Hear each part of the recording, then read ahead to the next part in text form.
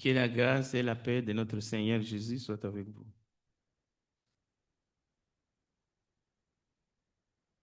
Nous accueillons nos frères qui sont avec nous via les Zoom, mais aussi via les YouTube. Nous les accueillons tous dans le précieux nom de notre Seigneur et Sauveur Jésus-Christ.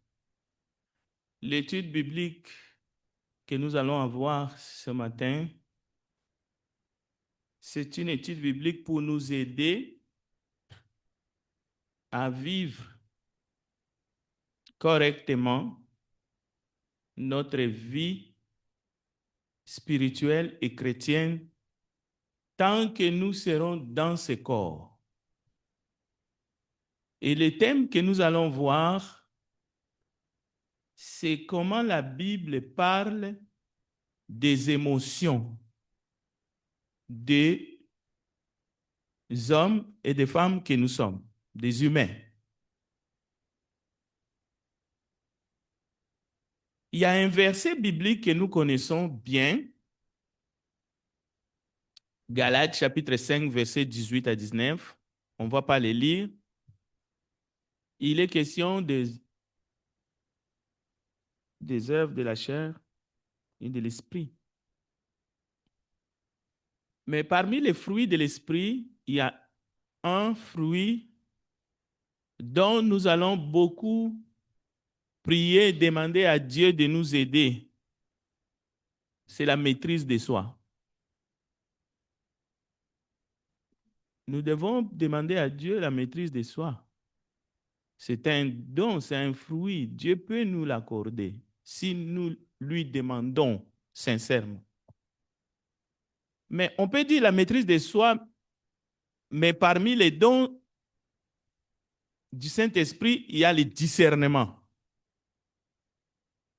aussi que nous pouvons demander pour mettre en pratique l'étude de ce matin. Pourquoi nous avons besoin de la maîtrise de soi et du discernement? Parce que avec la maîtrise de soi, nous pouvons régler les problèmes des émotions, mais pas toutes les émotions.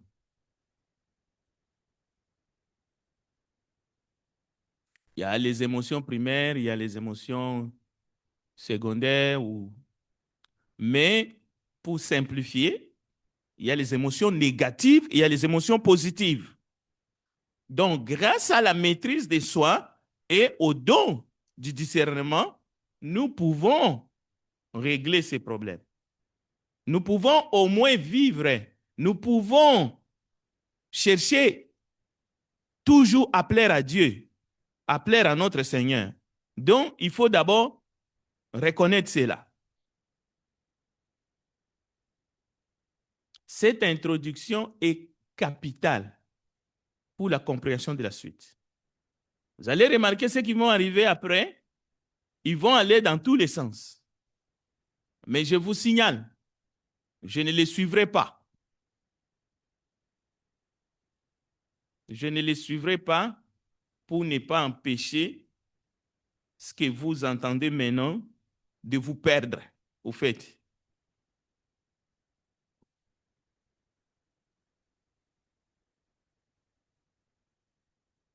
Donc, si le don du discernement est le don, donc la maîtrise de soi, le fruit de l'esprit, peut nous aider à canaliser, à vivre mieux, à gérer le thème de ce matin qui est les émotions, cela veut dire que Dieu qui est celui qui pourvoit, il a bien fait les choses. Parce que les émotions, selon la définition que nous avons trouvée dans le monde, et nous allons voir la définition biblique dans le dictionnaire du monde, l'émotion, qu'elle soit négative ou positive, c'est un état de trouble, d'agitation, aux causes multiples. Donc, il y a des causes qui vont provoquer les émotions. Les émotions ne surgissent pas simplement comme ça. Non, non, non. Il y a des causes multiples, variées. Alors, l'émotion va surgir de manière brusque qui peut s'accompagner même des troubles physiques. Rougeur, tremblement, quelqu'un peut commencer à trembler ou à transpirer. Cela peut amener des modifications physiologiques, accélération cardiaque, ça peut libérer des hormones. Lorsque quelqu'un veut faire 100 mètres aux Jeux olympiques, avant qu'on tire, c'est-à-dire qu'on donne le go, il est dans tous ces états. C'est grâce à ces phénomènes-là. Maintenant, la définition biblique des émotions en bloc, négative ou positive, c'est des réactions internes qui influencent notre comportement et notre état d'esprit. Ce sont des influences internes. Les émotions telles que la joie, la tristesse, la colère, la peur. Selon la parole de Dieu, ces émotions sont innées, mais peuvent être maîtrisées. Vous voyez pourquoi? Galates chapitre 5, verset 19, la maîtrise de soi. Ce n'est pas quelque chose que tu nais avec ça. Tu ne viens pas au monde avec la maîtrise de soi qui est inscrite dans la Bible, les paroles de Dieu. C'est un fruit de l'esprit. Il faut que le Saint-Esprit te les fournisse. Alors ne soyons pas vantards de commencer à juger des gens. C'est lui en qui l'Esprit de Dieu n'habite pas, par exemple. C'est de cela dont je parle. Il peut se justifier. Je suis comme je suis. La Bible enseigne que nous devons apprendre à gérer nos émotions plutôt que de les laisser nous dominer. Nous sommes tous d'accord.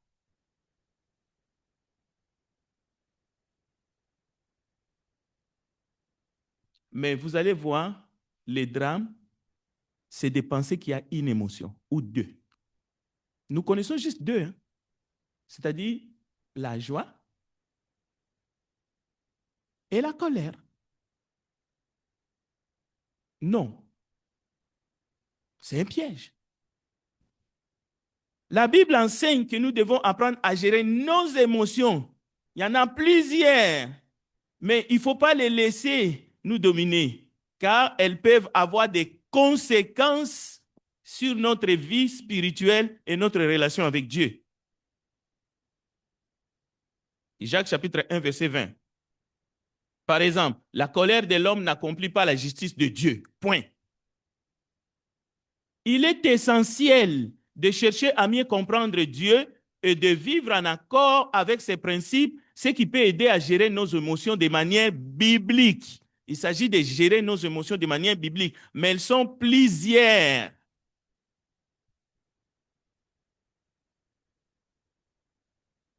Bon, je vais commencer maintenant par une question.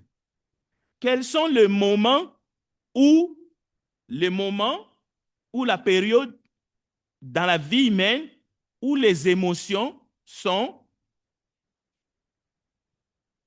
exprimées?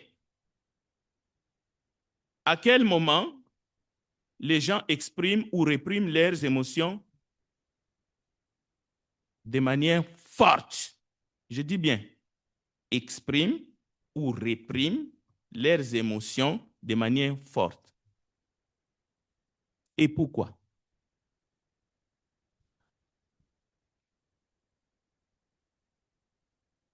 C'est une question.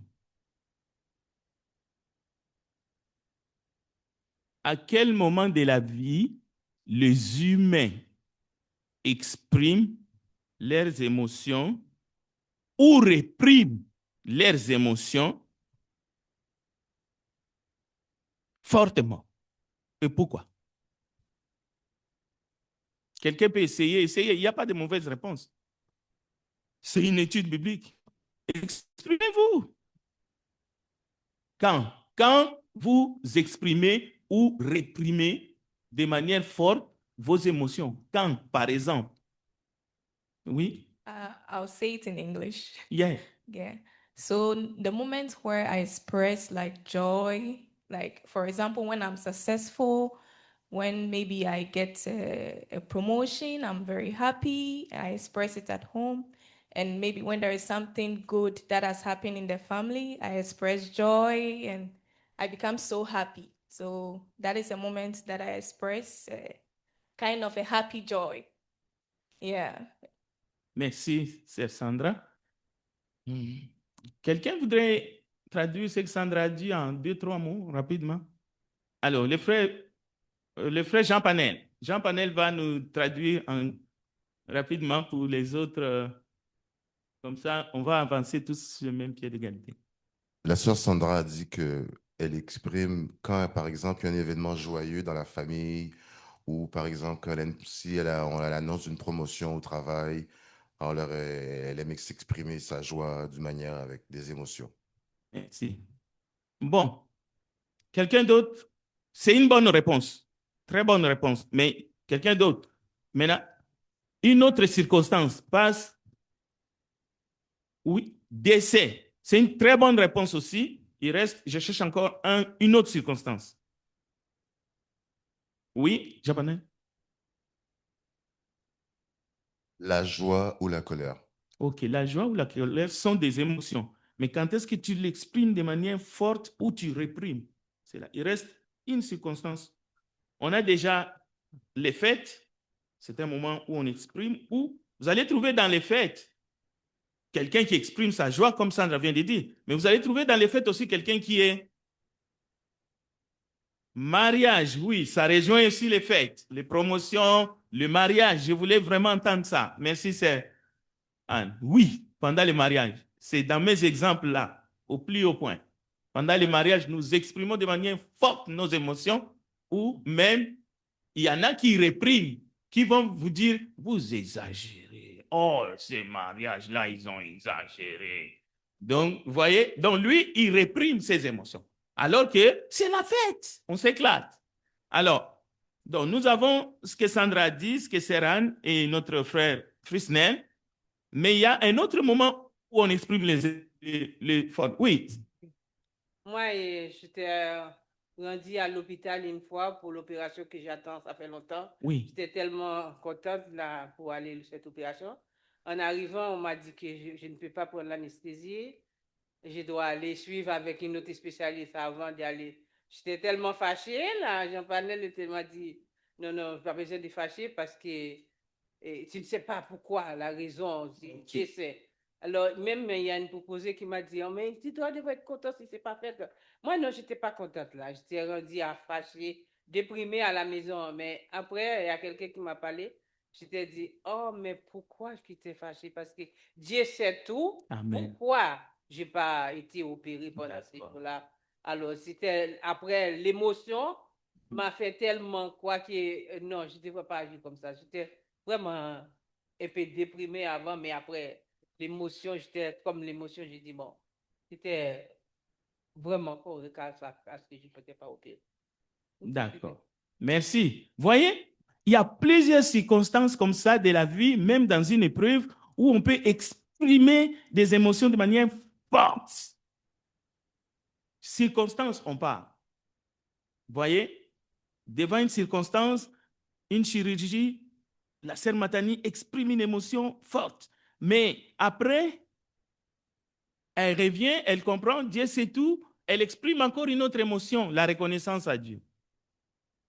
Alors, j'ai cherché, pourquoi sommes-nous là ce matin? Pour adorer le Seigneur. Comment on appelle ces moments-là où nous sommes? On est dans la joie, exactement. Donc, les moments de culte, c'est un moment où on exprime, où on réprime. Vous allez entrer, bon, il y en a qui ne le savent pas, mais en tout cas, dans toutes les assemblées, nous exprimons notre joie, nous chantons avec joie, nous louons Dieu avec joie, nous participons à la table du Seigneur avec joie. Mais vous allez trouver quelqu'un dans les coins, c'est comme une bougie qu'on a éteinte. Donc, dans le culte, on exprime aussi nos émotions de manière forte ou on réprime. Ça ne veut pas dire que la personne qui est au coin là, il ressent rien. Non. Dans les assemblées ou aux danses, seulement lui, il dit non, je ne veux pas danser, mais ça ne veut pas dire qu'il n'est pas en train non, il est en train de réprimer ses émotions. Il aurait pu peut-être danser, l'extérioriser comme les autres. Donc, dans les deuils, dans les fêtes, dans les cultes. Bon, très rapidement, maintenant qu'on a... Il y a des émotions positives ou négatives. La joie. David danse dans la joie, on le sait, tous les psaumes et d'autres, et beaucoup de passages. 2 Samuel chapitre 6, verset 14. Marie, son âme exulte en Dieu. Luc chapitre 1, verset 46, c'est la joie. Les apôtres se réjouissent d'avoir souffert pour Christ. C'est l'exemple qui va comme ce que Sœur Matani vient de dire. Ils sont dans la joie. Mais Moïse, à un moment donné de sa vie, il va exprimer une émotion, mais qui est l'irritation.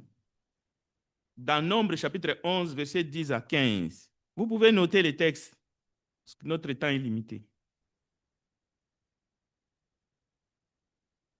Je demande à un frère ou une sœur de nous lire Jonas chapitre 4, verset 1 à 4. Prenez le micro. C'est une émotion, l'irritation, mais qu'il ne faut pas confondre avec la tristesse, qu'il ne faut pas confondre avec la colère.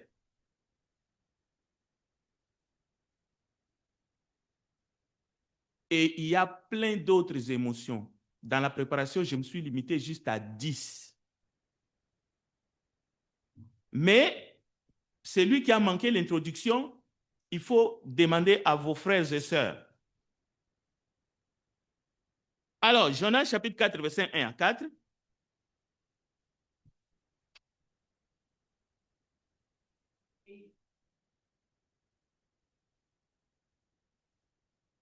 C'est là du plus fort à Jonas, et il fit irriter. Il employa l'Éternel et il dit à l'Éternel, n'est-ce pas ce que je disais quand j'étais encore dans mon pays, c'est ce que je voulais prévenir en fuyant à Tassi, car je savais que tu es un Dieu compatissant et miséricordieux, lent à la colère et riche en bonté, et qui te répand du mal. Maintenant, l'Éternel prend moi donc la vie, car la mort n'est préférable à la vie. L'Éternel répond, fais-tu bien de t'irriter? Et Jonas sortit de la ville et s'assit à l'orient de la ville. Là, il se fit une cabane et s'y tint à l'ombre jusqu'à ce qu'il vit ce qui arrivait dans la ville. L'Éternel dit, oh, c'était, ok. Jusqu'au verset 4, merci. Okay. Bien, merci Sémantani pour la lecture. Vous avez entendu si bien que Jonas s'est irrité parce que Dieu pardonne à Ninive. Et Dieu lui dit, fais-tu bien de t'irriter? Dieu n'est pas en train de condamner l'émotion que Jonas a extériorisée. Dieu ne condamne pas l'irritation. Dieu demande seulement à Jonas, fais-tu bien de t'irriter? Oui, c'est une question. Et Jonas va s'expliquer avec Dieu. Mais le cas de Moïse m'interpelle, nous interpelle.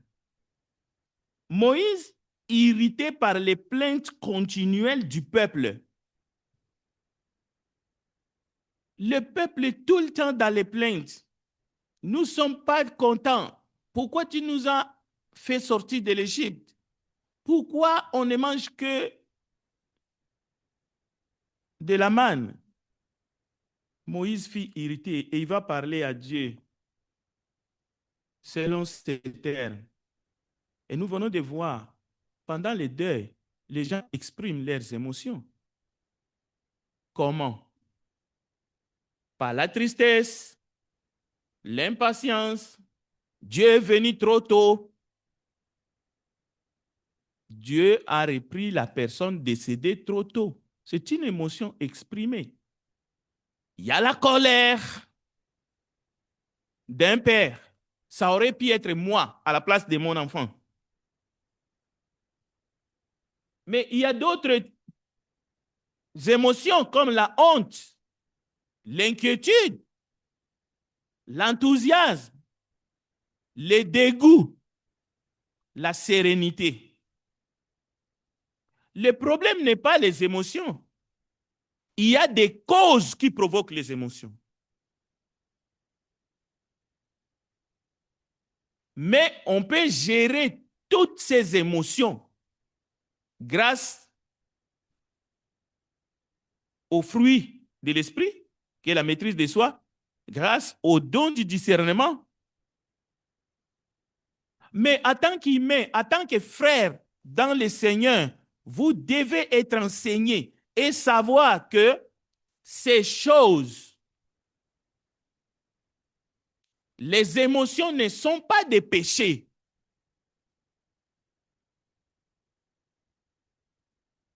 Mais la manière de gérer, le comportement peut-être que nous allons avoir. Mais qu'est-ce que nous voyons aujourd'hui? Il y a des gens qui sont bien habillés, qui vont en deuil, ils voient les gens pleurer, ils veulent le calmer tous. En d'autres termes, sa mission dans la maison de deuil, taisez-vous. Vous n'avez pas le droit de pleurer autant. Quand je suis arrivé en Occident, j'ai vu des gens, au fait, qui refoulent leurs émotions partout où il y a les deuils. Ils sont là, bien costumés. Il n'y a personne qui pleure. Je dis, oh! Je connais des civilisations où on paye le pleureur professionnel. On les paye. Monnaie comptant pour qu'ils viennent dans un deuil qui n'est pas le leur. Ils n'ont pas perdu un membre de leur famille. Ils viennent pleurer et chanter en même temps et danser. Comme nous voyons aussi dans les deuils, les gens qui portent les cercueils et qui dansent, qui se promènent, ils sont bien habillés. Ils sont payés pour faire ça. Mais est-ce que la Bible nous demande de refouler nos émotions? Est-ce que la Bible nous demande d'éteindre les émotions? Quelqu'un qui n'est pas capable d'exprimer ses émotions, peut-être qu'il a un problème comportemental. Mais quelqu'un qui exprime ses émotions de manière démesurée ou de manière qu'il va aller jusqu'à pécher, ça c'est un problème aussi, peut-être manque de discernement ou de dons spirituels.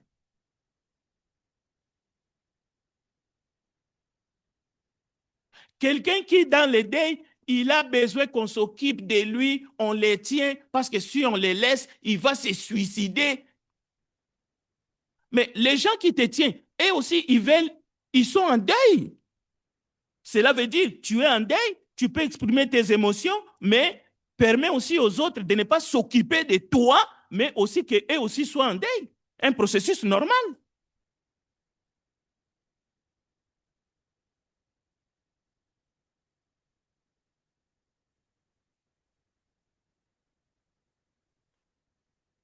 Retournons dans la Bible. La haine est une émotion. Caïn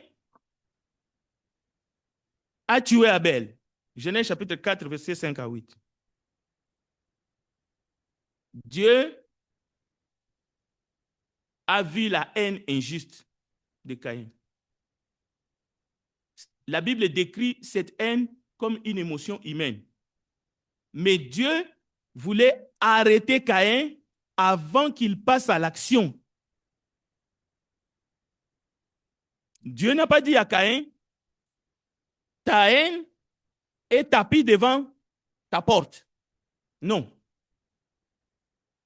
Dieu a dit, attention, le péché. Ne sois pas jaloux. Ne haïs pas ton frère à ce point.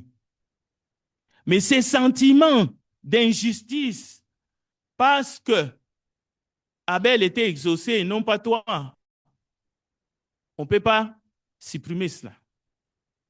Ça va venir. C'est arrivé, je ne sais pas combien de fois dans la vie de Caïn avant qu'il quitte ce monde.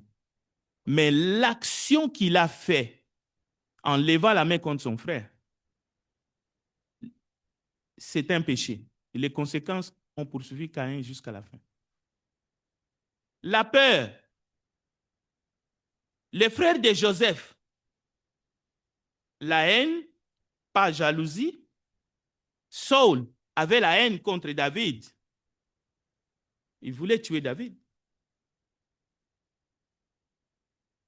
Gédéon eut peur des Madianites. Élie fuit Jézabel par peur. C'est une émotion, la peur. La peur a poussé Gédéon et Élie de fuir. Dieu a continué à travailler avec Élie. Dieu est allé là où Élie s'est caché, dans sa fuite, pour lui dire, fais-tu bien de fuir? Élie s'est justifié, mais elle a tué tout le monde. Elle veut me tuer aussi. Mais il y a aussi la crainte respectueuse. Abraham craint Dieu et lui obéit. Une crainte, mais respectueuse. Les femmes au tombeau. La Bible dit, la crainte mêlée de joie. Matthieu 28. Les femmes qui sont allées au tombeau de Jésus, elles étaient habitées de la crainte mêlée de joie. Doubles émotions au même moment. Et elles ont exprimé cela.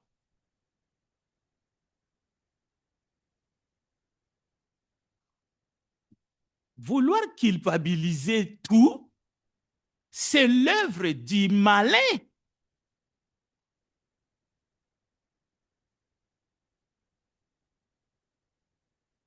La honte. Adam et Ève, ils ont eu la honte après quoi? Après leur péché. Genèse chapitre 3, verset 7 à 10. Ezra a eu honte du péché de son peuple. Maintenant, il faut exprimer. Mais il y a des gens, non? Non. Parce que c'est un esprit qui t'empêche d'exprimer peut-être tes émotions.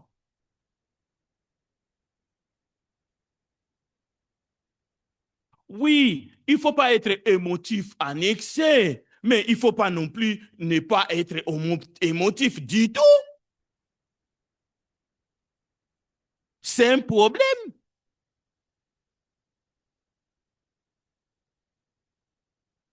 Il ne faut pas être monotone. Ça donne envie à personne.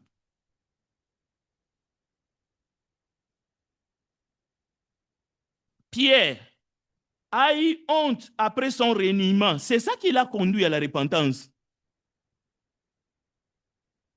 Donc, diaboliser les émotions, c'est...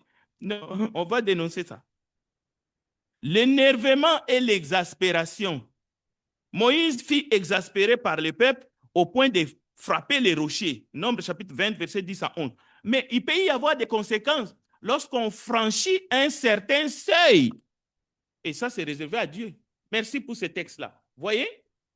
Dans Romains chapitre 12, verset 15, c'est un commandement divin, un aspect vital de la maturité chrétienne. En tant que peuple de saints, les chrétiens doivent se réjouir avec ceux qui se réjouissent et pleurer avec ceux qui pleurent. Est-ce que c'est moi qui le dis? Maintenant, toi, tu veux dire au Seigneur, le roi des rois, le maître du ciel et de la terre, non, ceux qui pleurent, on doit les arrêter. Ils n'ont pas le droit de pleurer même dans un deuil. Ou bien quelqu'un qui a perdu sa job et puis qui pleure, tu lui dis, hey, tu n'as pas la foi. Dieu est capable de te donner un autre travail. Voilà comment certains réagissent. Cette foi-là, elle est bancale.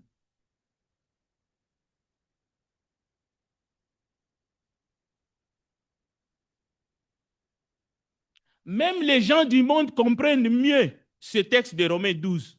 Ils vont s'occuper des victimes, écouter les histoires des opprimés, faire preuve de compassion envers ceux qui souffrent. Ça ne sert à rien. Quelqu'un qui pleure parce qu'il est dans le deuil ou bien parce qu'il est en train de souffrir. Il a une douleur forte. Toi, tu viens, tu mets ta main sur son épaule et tu commences à lui dire, ne pleure pas, ne pleure pas. C'est ton bébé. Pourquoi tu ne pleures pas avec la personne? Tu poses ta main, tu pleures. Pleure avec lui.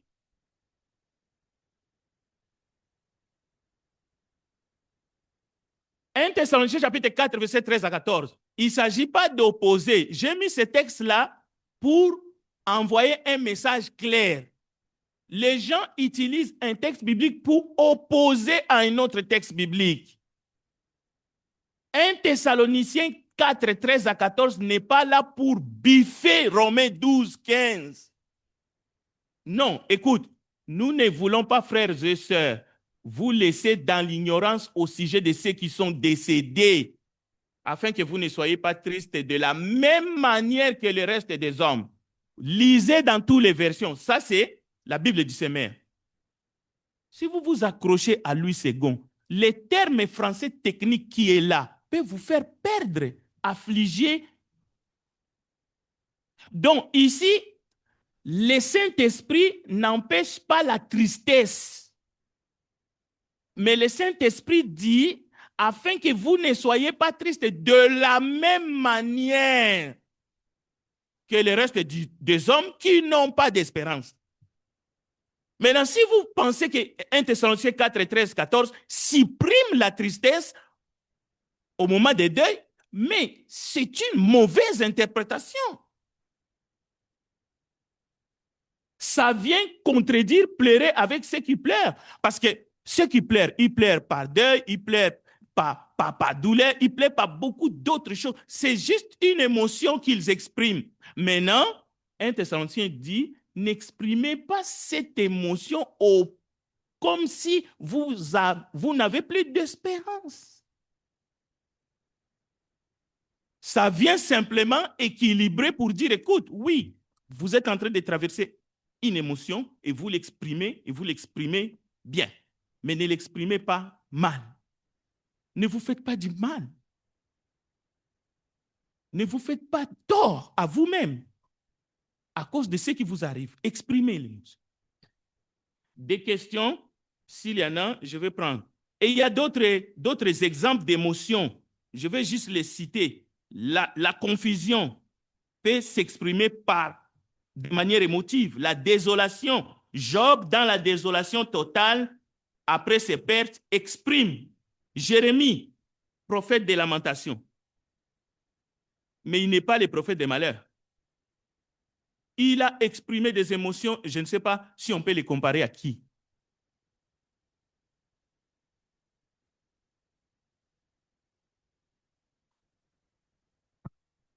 Jésus pleure devant la tombe de Lazare. Maintenant, qui es-tu, toi? Parce que pleurer, c'est une expression d'une émotion. Si mon Seigneur pleure devant la tombe de Lazare, parce qu'il aimait Lazare, devant la tombe de mon père, je n'ai pas le droit d'aller pleurer? Je n'ai pas le droit d'aller m'incliner?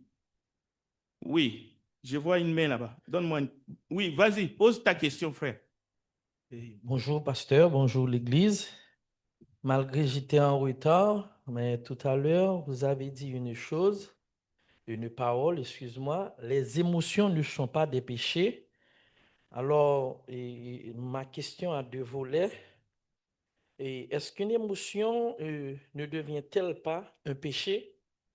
Et deuxièmement, la convoitise, est-ce une émotion? Merci. Ok, très bien pour la question. Je suis votre frère Frédéric. Les dons du ministère que j'ai, c'est évangéliste, mais ne m'appelez pas évangéliste, moi encore un pasteur, je ne suis pas un ancien. Alors, ça m'arrive des fois de corriger ça, parce que je comprends, c'est l'habitude, mais je suis obligé.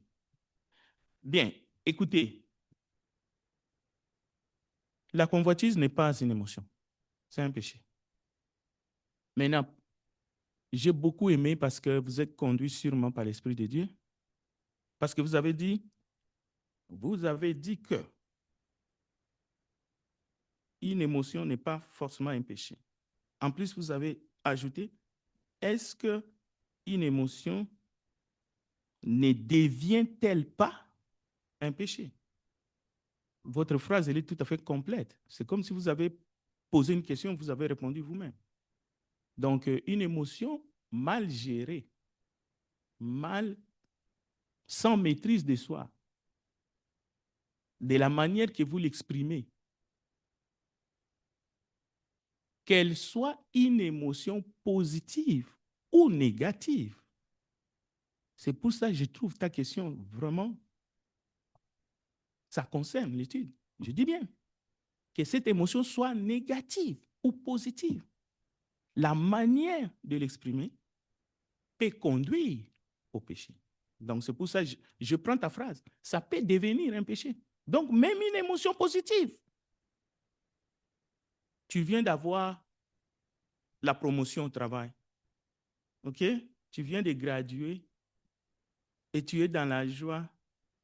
Et dans ta joie, tu commences à minimiser, tu commences à croire que tu as atteint les sommets. Tu pêches. Quelqu'un d'autre. Parce que tu es dans l'arrogance. Oui, je vis une main ici. Donnez le micro, frère Echo. Bonjour. Moi, j'aimerais savoir, Oui. dans la vie, il y a des personnes qui vous haïssent, mais qui parlent de vous, mais il y a des personnes qui ne voient pas en vous la réussite, mais qui vous haïssent tous les jours, mais qui parlent tous les jours de nous, mais ils ne savent pas que Dieu est présent dans notre vie pour changer nos vies. Mais après, je pense que la vie d'un chrétien n'est pas un accident. Mais quand Dieu a voulu changer ta vie, et puis ces gens-là qui étaient en train de parler de nous, que vous ne réussirez jamais dans la vie, est-ce qu'on peut faire ces gens devant, est-ce qu'on peut faire les gens devenir honte en montrant ce que Dieu a fait pour nous?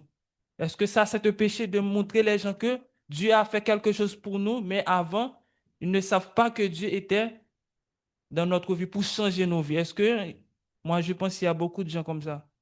C'est pour cela, moi-même, c'est un plaisir de montrer que ces gens ne sont rien dans la vie, quand Dieu a changé nos vies. Est-ce que c'est un péché de montrer ces gens qu'ils ne sont rien devant nous? Bon, tu dois faire attention de ne pas pécher, parce que je sens comme un désir de se venger au fond de toi, prouver aux gens peut-être qui t'ont rabaissé, de prouver que finalement, vous vous êtes trompé. C'est ça. Non. La bonne attitude envers des gens qui te rabaissent dans ta vie, la bonne attitude, c'est de prier pour eux. Maintenant, si Dieu arrive à te bénir à cause de la confiance et de ton travail, d'accord? Ça ne sert à rien d'aller prouver aux gens qui parlaient de matin, midi, soir que tu étais rien. Ça ne sert à rien d'aller leur dire en retour qu'ils sont rien. Non, là, c'est risque de péché. Alors, garde ton cœur plus que toute autre chose. N'aie pas cet esprit-là de prouver, ainsi de suite. Ce n'est pas la bonne manière d'exprimer nos émotions. Alors, un autre type d'émotion, avant que j'ai pris, c'est l'indignation. Néhémie s'est indigné par l'oppression des pauvres. Lorsqu'il voyait les pauvres être opprimés, prendre ce qui est des droits qui revient aux pauvres, Néhémie s'est mis en vert. Et il était prophète de Dieu.